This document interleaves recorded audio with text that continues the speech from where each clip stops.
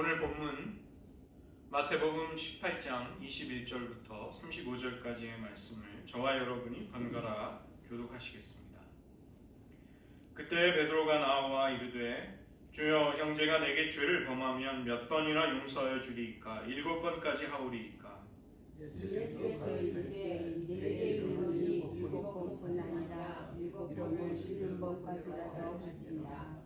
그러므로 천국은 그 종들과 결산하려 하던 어떤 임금과 같으니 결산하기에 많이 받은 남자를 갚을 것이 없는지라 주인이 명하여 그 몸과 아내와 자식들과 모든 소유를 다 팔아 갚게 하라 하니 그 종이 어쩌면 사람에게 내게 참으소서 다 갚으리라 하거늘 그 종의 주인이 불쌍히 여겨 놓아 보내며 그 빚을 탕감하여 주었더니 그 종이 나가서 자기에게 백천하게 깊은 공유한 사람을 만나 그로 목을 잡고 이르되 빚을 갚으라 하니 그 동료가 엎드려 간구하여 이르되 나에게 참아주소서 갚으리이다 하되 허락하지 아니하고 이에 가서 그가 빚을 갚도록 오게 하려거늘 그 동료들이 그것을 보고 몹시 딱하게 여겨 주인에게 가서 그 일을 다 알리니 이에 주인이 그를 불러다가 말하되 악한 종아 내가 주기에 내가 내 빚을 전부 탕감하여 주었거늘 내가 너를 불쌍히 여김과 같이 너도 내 동료를 불쌍히 여김이 마땅하지 아니하냐 하고 주인이 인도하여 그 빚을 다 갚도록 그를 족들에게 남기니라. 함께 읽겠습니다. 너희가 각각 마음으로부터 형제를 용서하지 아니하면 나의 하늘 아버지께서도 너희에게 이와 같이 하시리라. 기도하시겠습니다. 하나님, 우리들의 엄청난 죄악과 패악함을 하나님은 넘치는 긍휼과 사랑으로 용서하며 탕감하여 주셨습니다. 그 은혜를 입은 우리들의 심령으로부터 용서의 심령이 흐를 수 있게 하시고 기꺼이 용서하고자 하는 의지와 선택과 결단이 우리들에게 분명히 있게 하여 주시옵소서. 모든 말씀 예수님의 이름으로 기도드립니다. 아멘. 오늘은 특별히 용서에 관한 부분을 다루도록 하겠습니다. 이 용서는 우리들의 신앙에 있어서 굉장히 중요합니다. 우리가 생각하는 것보다 엄청난 비중을 차지하고 있습니다. 이것은 영적인 전쟁에 있어서도 우리의 심령의 치유에 있어서도 그리고 사탄의 악한 영향력을 끊어내고 우리가 자유함을 얻는 데 있어서도 용서의 문제는 아주 핵심적인 주제인 것입니다. 그래서 오늘은 이 용서에 관련된 내용들, 성경적인 의미들을 살펴보고 용서를 구체적으로 하기 위한 그 기도의 매뉴얼, 그것을 또 안내해 드리도록 하겠습니다. 용서가 왜 필요한가? 많은 이유들이 있는데 장면 좀 넘겨주십시오.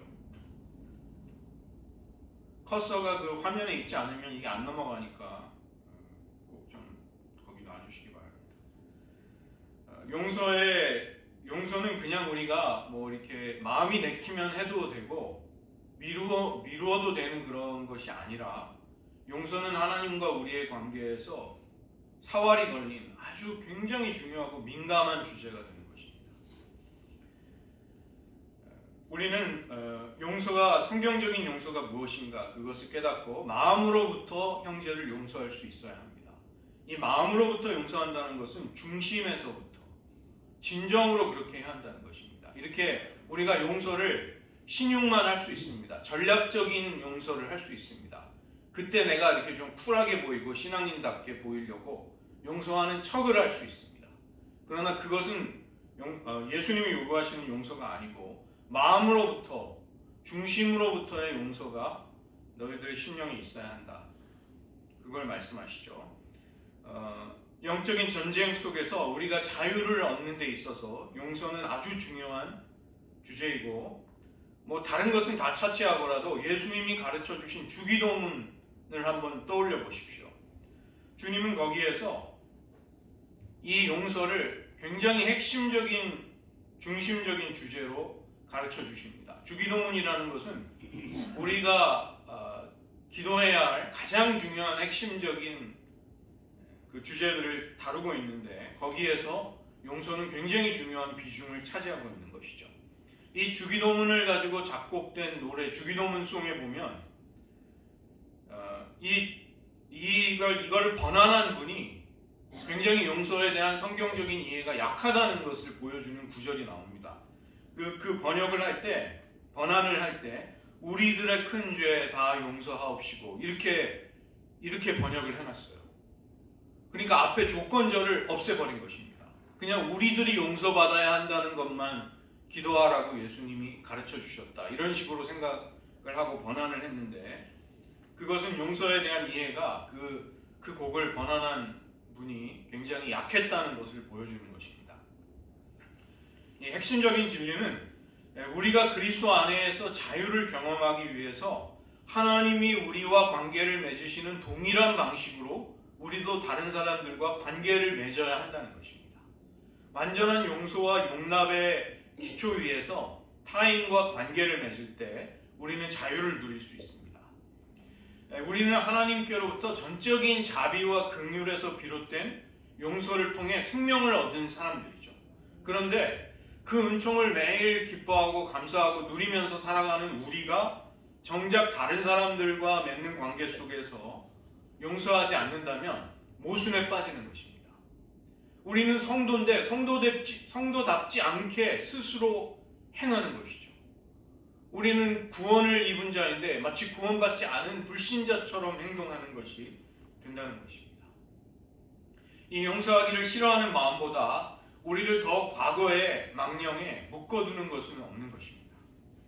그리고 우리들 개개인이 용서하지 않을 때 교회 안에는, 신앙 공동체 안에는 쓴뿌리가 자라게 됩니다. 그리고 쓴뿌리는 결국 커지고 괴물처럼 되어서 수많은 사람들을 더럽히고 공동체를 와해시키게 되는 것이죠. 그래서 사탄에게 이것보다 더 틈을 주는 일은 없는 것입니다. 전에 이제 하영조 목사님이 살아계실 때 이 용서에 대해서 설교하시면서 예화를 드신 게 지금도 기억이 납니다. 용서하지 않는 마음은 무엇과 똑같은가? 이 쥐가 와서 곡간에 들어와서 곡식을 계속 먹는데 그 쥐 구멍을 막고 있지 않은 것과 똑같다는 것입니다. 아무리 열심히 농사를 지어서 곡간에, 창고에 곡식을 저축해 두어도 쥐 구멍을 막지 않으면 쥐는 자유롭게 들락날락하면서 그 소중한 곡식을 먹어치운다는 것이죠. 우리가 용서하지 않을 때 귀신에게 우리들의 심령에 역사할 수 있는 통로를 열어주게 된다. 그렇게 설교하셨는데, 그리고 이제 막 이렇게 해서 예배 가운데 능력도 나타나고 그랬습니다. 예배 드리는 어떤 여자분이 갑자기 예배를 드리다 뒤로 넘어지셨어요.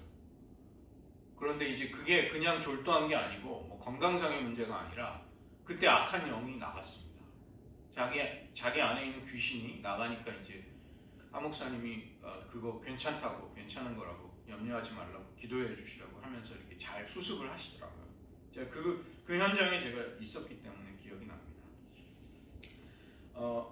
이 용서의 필요성은 먼저 하나님이 우리에게 요구하시는 것입니다. 뱀이 이슬을 먹으면 독이 됩니다. 그러나 장미가 이슬을 먹으면 장미에서 장미의 향기가 나오게 되는 거죠. 하나님이 우리를 대하시는 태도가 우리의 인격과 성품과 생활 방식이, 대인관계의 방식이 되어야 합니다. 그래야 하나님의 향기가 우리들로부터 나가게 되는 것이죠. 그런 데 있어서 용서는 하나님이 요구하시는 바입니다. 두 번째는 우리 자신의 자유를 위해서입니다. 하나님은 당신의 자녀들이 쓰라린 과거에 매여서 원한에 사로잡힌 채 살기를 원하지 않으십니다. 그래서 누구보다, 예를 들어서 우리가 용서를 해주면 용서를 받은 사람에게 해방과 자유가 찾아온다. 그렇지만 실상은 우리의 자유를 위해서, 우리의 유익을 위해서 하나님이 당부하시는 것이고, 세 번째는 오늘 비유 속에서 알 수 있듯이 우리가 하나님께 지고 있는 채무, 그 빚이 얼마나 엄청난 것인가, 이것을 이해할 필요가 있는 것이죠. 우리의 죄를 속하고 생명을 속량받는 그 대가, 그 값어치는 너무나 엄청나기 때문에 자기 스스로가 이 값을 지불할 수 있는 사람은 없는 것입니다. 예수님은 정말 기가 막히게 이 비유 속에서 숫자를 사용하신 것이죠. 이 1만 달란트라는 것은 어느 정도의 액수인가? 1달란트가 6천 데나리온입니다. 1달란트. 그런데 1데나리온은 노동자의 하루 임금이에요. 하루 품삯. 그러니까 이게 얼마나 큰 돈이냐면 1달란트는 약 16년 반, 노동자가 하루도 꼬박 쉬지 않고 16년 반 정도를 일해야 벌 수 있는 돈인데, 거기에 다시 10,000배를 곱해서 1만 달란트. 한 사람이 16만 5천 년 동안 일을 해야 되는, 하루도 쉬지 않고. 그러니까 불가능한, 변제하기에는 불가능한 액수입니다. 그런데 이 탕감받은 사람이 자기에게 100데나리온 빚진 사람을 감옥에 넣죠. 100데나리온은 석 달 열흘, 약 4달 정도를 일하면 변제할 수 있는 돈입니다. 능히 갚아줄 수 있는 돈. 그러니까 예수님은 이 생생한 비유 속에서 이 숫자를 통해서 우리가 하나님께 입은 은혜라는 것은, 이건 도저히 우리가 갚을 수 없는 것이다. 우리가 어버이날 부모님의 은혜, 아버지의 은혜, 어머니의 은혜에 대해서 갚을 수 없는 은혜라는 것을 동의하잖아요. 하나님의 은혜는 그거의 수만 배, 수천억 배가 된다고 해도 표현할 수 없는 것이죠. 이사야 선지자는 이사야 64장 6절에서 우리의 의는 하나님 보시기에 누더기와 같아. 누더기를 더러운 옷을 걸치고 있는 것과 똑같다는 것입니다. 우리가 조금 남들보다 그래도 정말 의롭게 살려고 하고 애쓰고 이렇게 해도 하나님 보시기에 우리의 의로움이라는 것은 누더기를, 거지들의 옷을 걸치고 있는 것과 똑같다고 말하는 것이죠.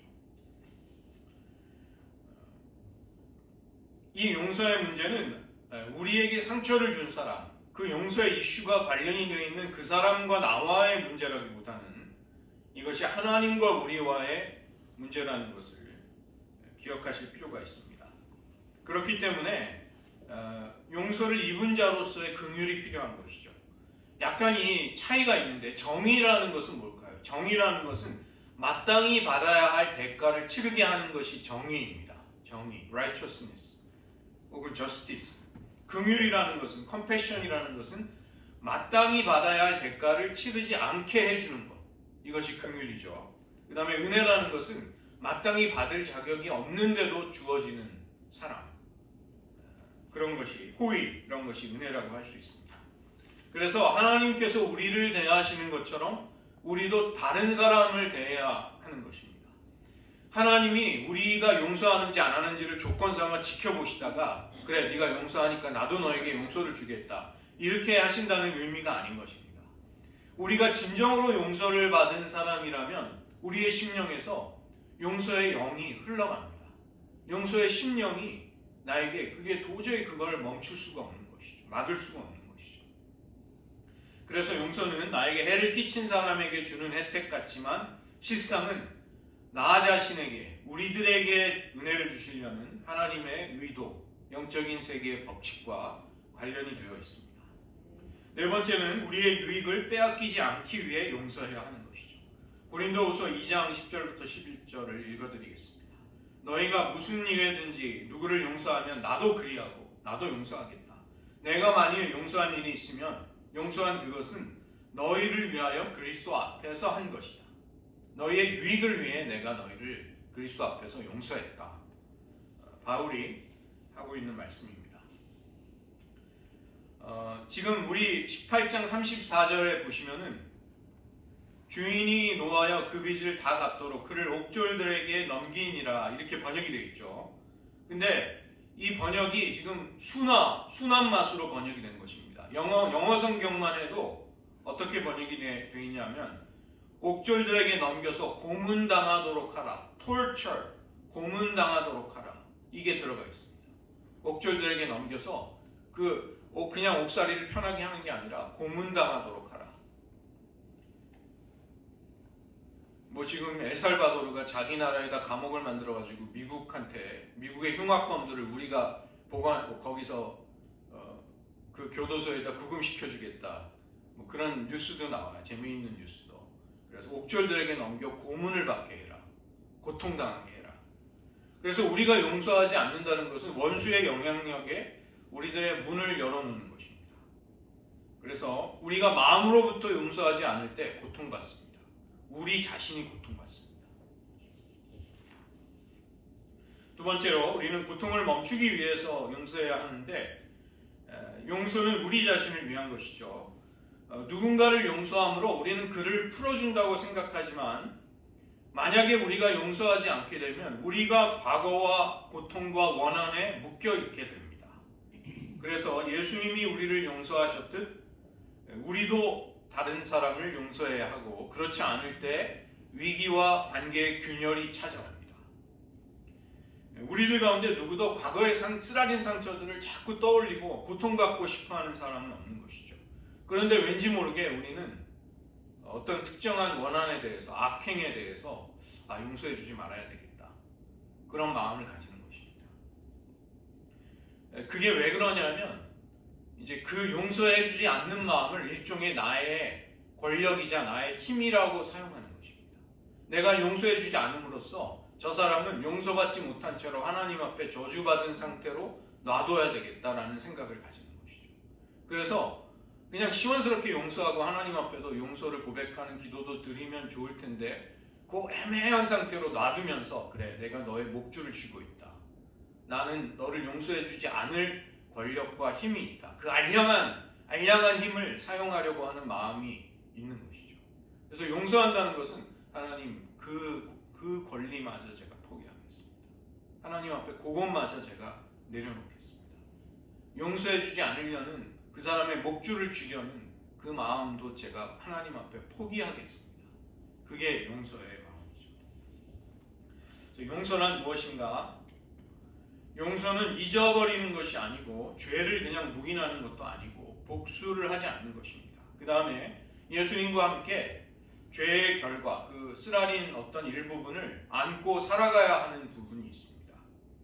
또 화해와 용서는 다르다는 것, 그리고 가해자를 우리가 축복해 할 수 있다면, 우리에게 해를 끼치고 우리를 핍박한 자를 위해 기도해주고 축복해 줄 수 있다면 예수님의 마음이 우리들에게서 이제 나오게 되는 것이죠. 진정한 승리가 되는 것이죠. 용서는 잊어버리는 것이 아닙니다. 이 상처라는 것은 내가 잊으려고 해도 잊을 수 없죠. 그것은 용수철처럼 내 안에 눌러놓으면 더 큰 반발력으로 언젠가 튀어나오게 되어 있습니다. 그래서 다시 그 상처를 떠올려서 그 사람을 공격하는데 사용하지 않겠다, 이것을 하나님 앞에 선택하는 것이죠.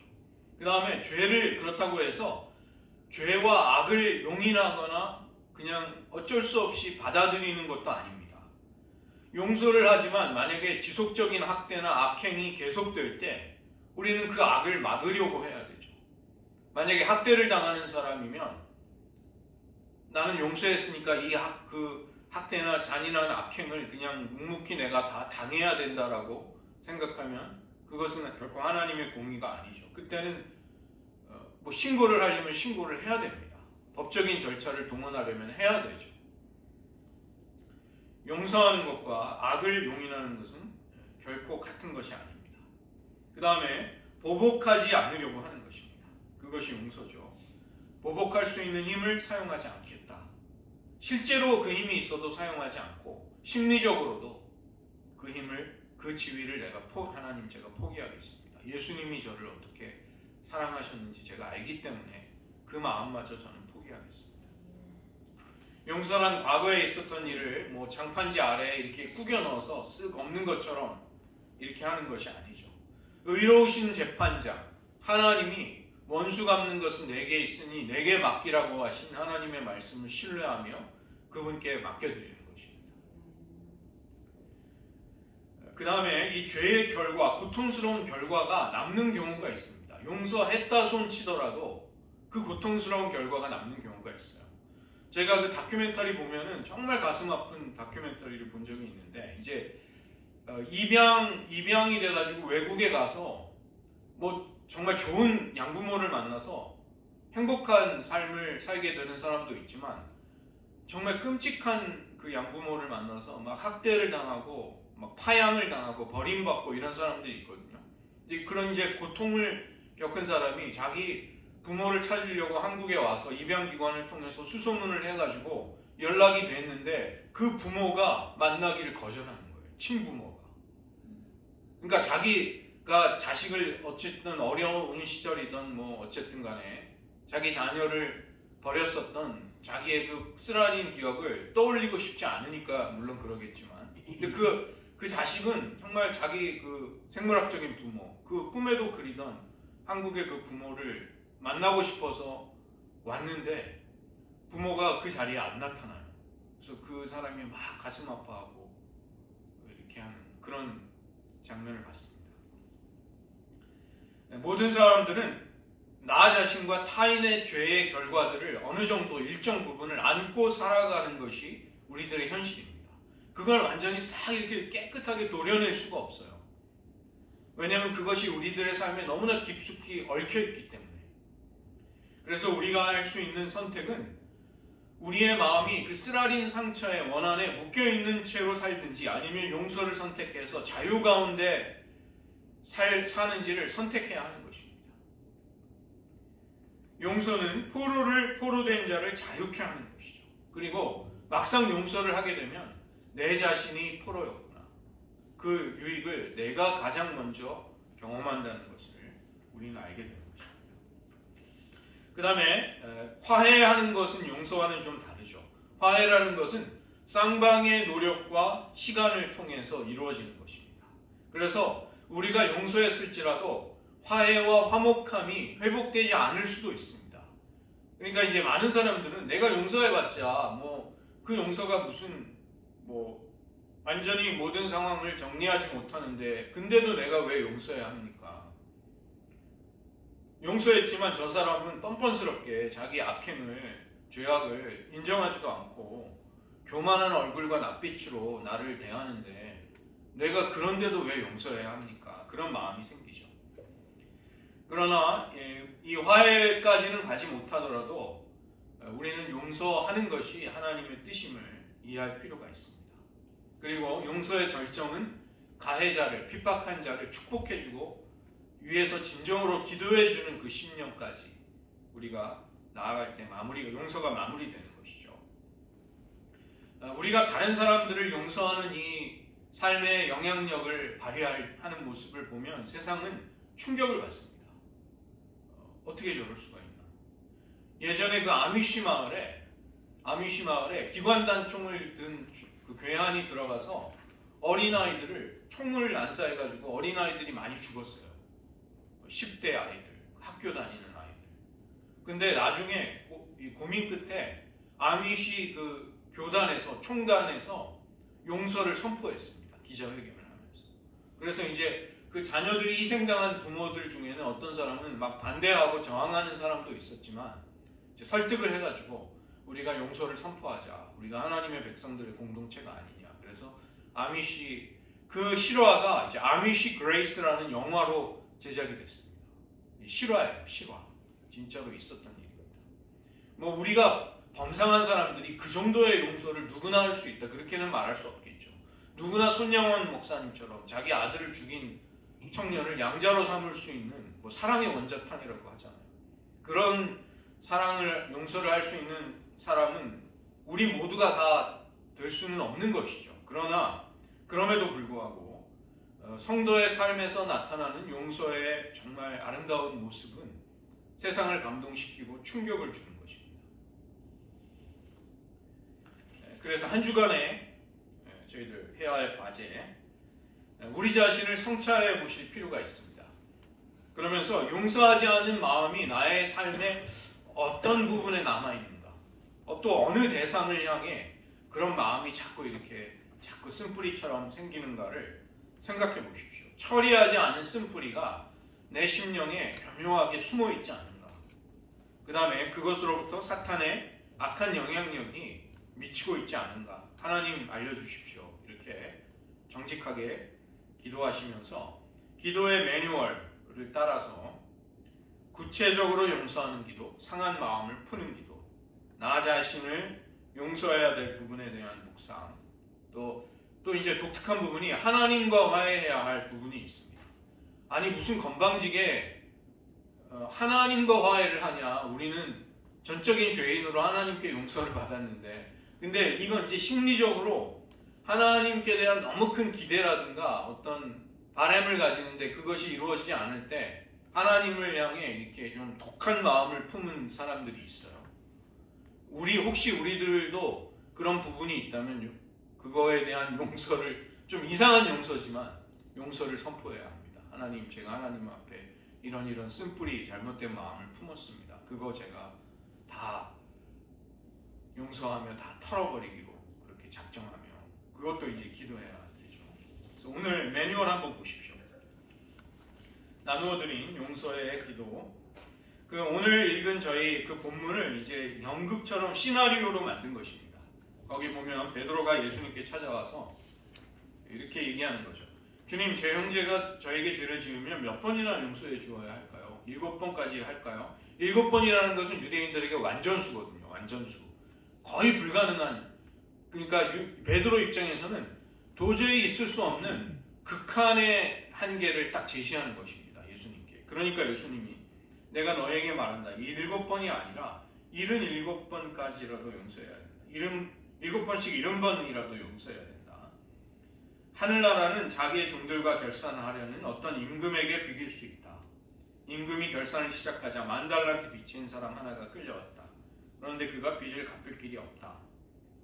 주인, 그러니까 이 비유 속에서 이제 주인이 너와 너의 아내와 자식과 가진 것을 다 팔아 갚아라. 그 빚진 종이 제발 참아주십시오. 제가 다 갚겠습니다. 그 종의 주인은 예수님의 해설이죠. 가엾은 마음이 들어 놓아주고 부채를 탕감해 주었다. 그런데 그 종이 나가 자기에게 100데나리온을 빚진 동료를 만나 붙잡고 멱살을 잡고 옥에 쳐넣었다. 그 용서받은 종이죠. 빚진 것을 갚아라. 제발 참아주게. 내가 꼭 갚겠네. 그러나 그는 들어주려고 하지 않았다. 그리고 가서 동료가 빚진 것을 다 갚을 때까지 감옥에 가두었다. 동료들이 그렇게 벌어진 일을 보고 너무나 안타까운 나머지 여기 이 표현이 굉장히 성경에 보면은 예수님이 겟세마네 동산에 가서 내 심령이 다 죽게 되었으니 그때 표현했던 그 말이에요. 헬라어 원어가 똑같은 말입니다. 그 주위에 있는 사람들이 볼 때 너무 딱하게 여겨 그런 상황을, 그게 그 주님이 가지셨던 그 마음이라고 신약 성경은 같은 말을 쓰고 있습니다. 그래서 너무 안타까운 나머지 주인에게 가서 그 일을 죄다 일렀다. 그러자 주인이 종을 불러들여 말하였다. 이 악한 종아, 내가 청하기에 나는 너에게 빚을 다 탕감해 주었다. 내가 너에게 자비를 베푼 것처럼 너도 내 동료에게 자비를 베풀었어야 하지 않겠느냐. 그리고 나서 화가 난 주인은 그를 고문 형리에게 넘겨 빚진 것을 다 갚게 하였다. 너희가 저마다 자기 형제를 마음으로부터 용서하지 않는다면 하늘에 계신 내 아버지께서도 너희에게 그와 같이 하실 것이다. 예수님이 제자들에게 생생하게 비유로 가르치셨던 그 장면이죠.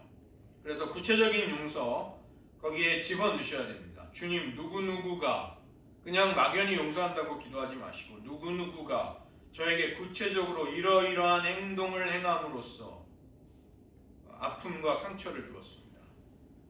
주님이 당신의 마음에 떠오르게 하는 모든 것을 그때 다 고백하시고, 그렇지만 저는 특정한 누구누구를 용서합니다. 이렇게 기도하시고, 기록하는 것도 굉장히 좋은 치유의 과정이 됩니다. 이렇게 기록을 해보시는 것도, 영성일기 같은 거 쓰시고 그렇게 하시는 것도 좋은 부분이 됩니다.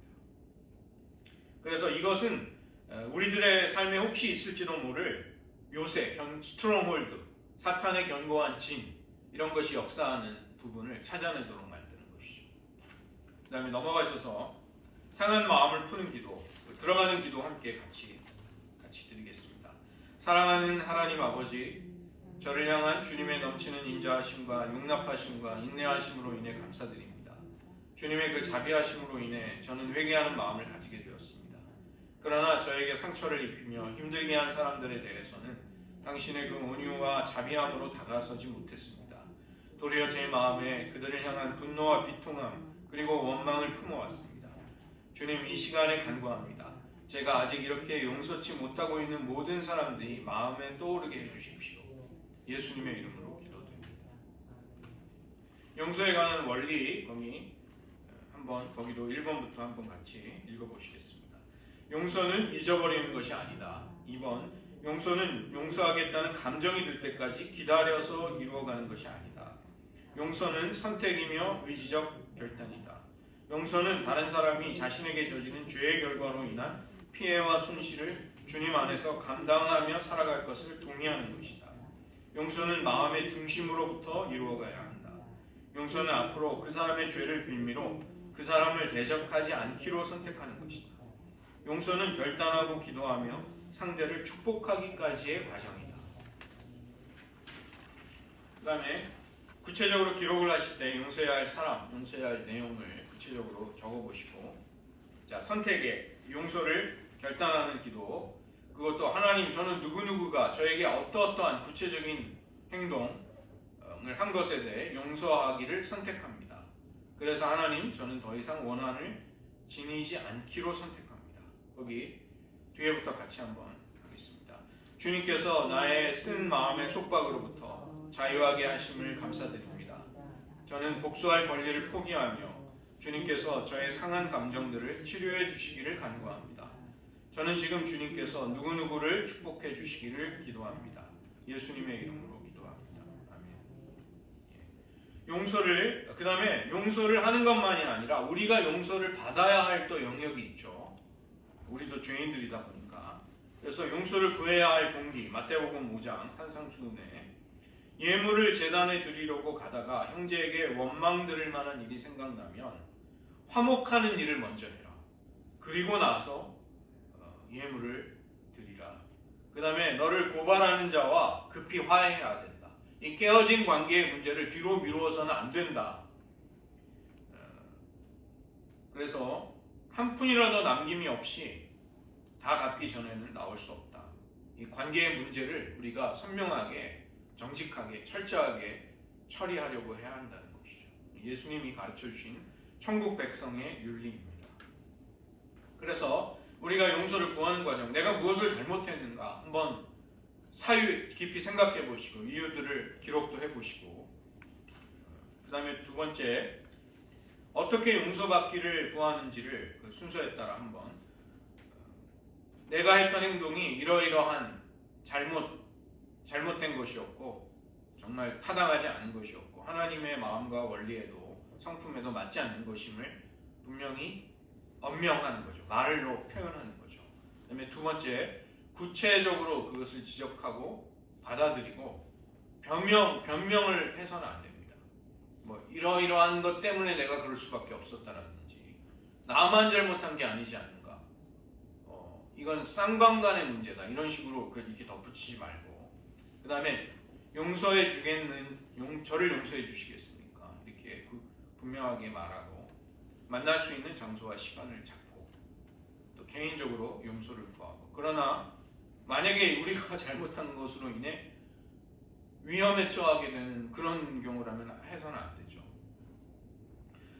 이 솔직하다고 해서 막 나눔 같은 걸 할 때 너무 솔직해가지고 뭐 저 사람이 나에게 무슨 상처를 줬다고 막 고백을 해버리면 그걸 듣는 사람의 평안이 깨지잖아요. 그러니까 솔직하다고 해서 그냥 기계적인 솔직함이 지혜로운 게 아니듯이 용서를 구할 때도 내가 용서를 구하는 게 이게 더 큰 문제를 일으킬 여지가 있을 때는 기도하시면서 지혜롭게 하셔야 됩니다. 그 다음에 편지는 쓰지 않는 것이 좋겠다. 이거는 이제 이런 부분을 임상적인 많은 그 치유의 경험이 있는 분들이 해주는 조언입니다. 그래서 편지는, 기록은 오해의 소지가 있다. 심지어는 그 쓰라린 기억이 편지에 고스란히 남게 될 때 그걸 파기해야 되지만 보관할 수 있잖아요. 이 문자도 그런 면에서 굉장히 좀 위험할 수 있습니다. 문자는 고스란히 남잖아요. 그리고 그 문자가 감정이, 인간의 어조가 담겨있지 않은 문자는 오해를 불러일으킬 수 있습니다. 나는 용서를 구하려고 좋은 의미로 화목하고자 보낸 문자가 저 사람은 나를 도발한다고 생각할 수 있어요. 그래서 이 기록의 문제는 조금 지혜로울 필요가 있고 주의 깊을 필요가 있다는 것이죠. 그 다음에 6번, 만약에 내가 진실하게 용서를 구했다면 그 사람이 용서를 나에게 했든 안 했든 우리는 하나님 앞에 내가 할 바를 최선을 다했다고 고백하고 자유를 누리셔야 됩니다. 그 다음에 용서를 받았을 때 상대에게도 감사해야 하지만 하나님을 또 예배해야 되는 것이죠. 그 다음에 우리 자신을 용서해야 될, 내가 나 스스로를, 인간이 자기를 용서하지 못하는 경우가 굉장히 많이 있습니다. 이 내적 치유의 문제에서 스스로를 혐오하고 용서하지 못하는 경우가 굉장히 많아요. 그래서 내가 나를 이제는 용서하고 용납하고 화해해야 할 영역들을 한번 기도하시면서 하나님이 생각나게 하시면 그런 것도 한번 생각해 보시고, 우리 자신을 용서하는 기도 6페이지에 있습니다. 이것도 함께 하겠습니다.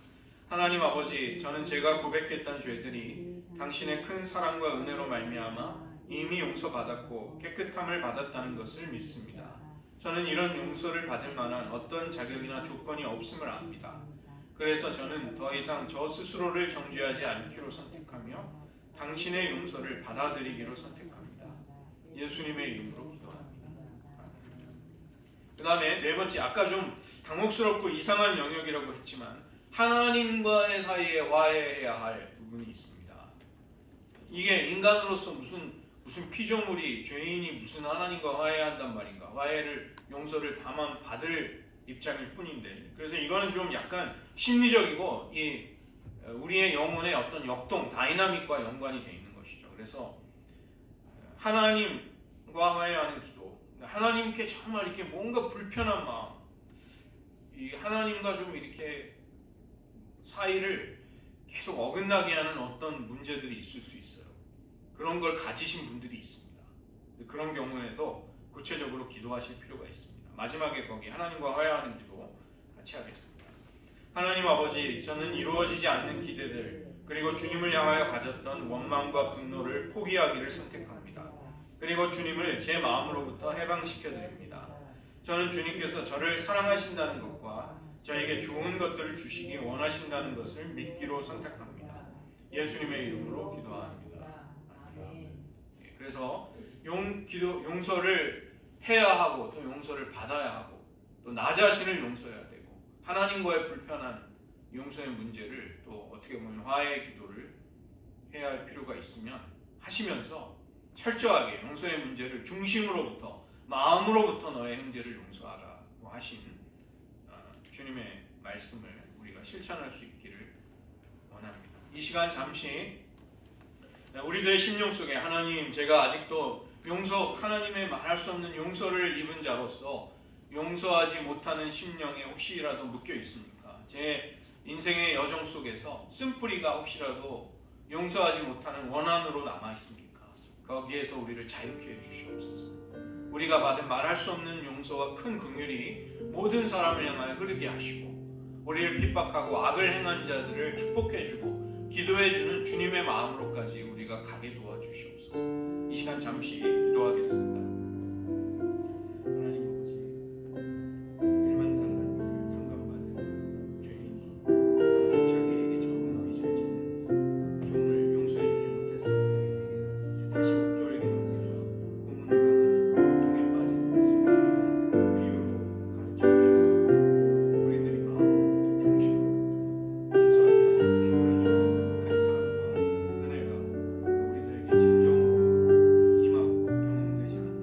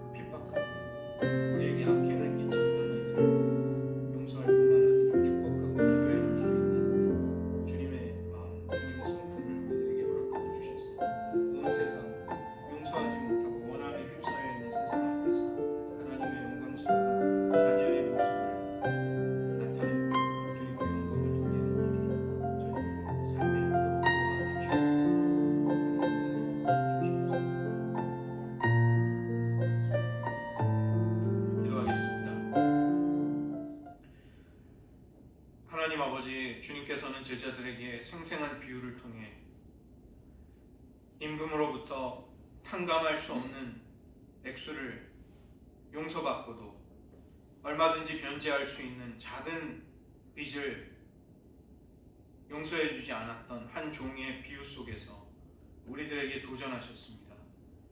우리들에게 당부하시기를 마음으로부터 중심으로부터 형제를 용서함으로써 너희가 용서받고 긍휼과 은혜를 입은 자답게 하나님과의 관계 속에서 동일한 관계를 가지고 살아갈 것을 명령하시고 당부하신 주님의 말씀을 저희들 잊지 않도록 도와주시옵소서. 우리들의 삶 속에 용서치 않음으로 쓰라린 원한과 악함이 남아있다면 자유케 하여 주시고 거기에서 비롯되는 원수의 모든 악한 영향력을 모두 끊어 주시옵소서. 하나님, 우리가 용서를 선포해야 할 뿐만이 아니라 우리가 용서받아야 할 죄악과 허물들이 또한 너무도 많습니다. 우리가 하나님의 은혜 속에 용서받게 하시고 다른 이들로부터도 은혜를 입어 용서를 받을 수 있는 일이 일어나게 하여 주시옵소서. 하나님, 우리가 용서하고 너그럽고 자비로운 주님의 마음과 심령을 가지고 악을 행하고 피해를 끼치고 또 우리들을 핍박했던 자들을 향한 용서와 진정한 사랑을 또 기도를 드리는 모습을 통해 주님의 성품이 세상에 증거되기를 원하며 주님의 귀하신 이름에 영광이 돌려지기를 원합니다. 우리들 현실적으로 정말 무한하고 조건 없는 완전한 용서를 행하기에는 너무도 부족한 자들이며 우리들 시시때때로 다른 이들이 우리들에게 끼쳤던 악행과 쓰라린 기억으로부터 고통을 당하기도 하는 연약한 존재임을 고백드립니다. 그러나 우리를 모든 원한과 또 용서의 문제 속에서 자유케 해주셔서 그리스도께서 주신 완전한 자유가 우리들의 것이 되게 하여 주시옵소서. 모든 말씀 예수님의 이름으로 기도드립니다.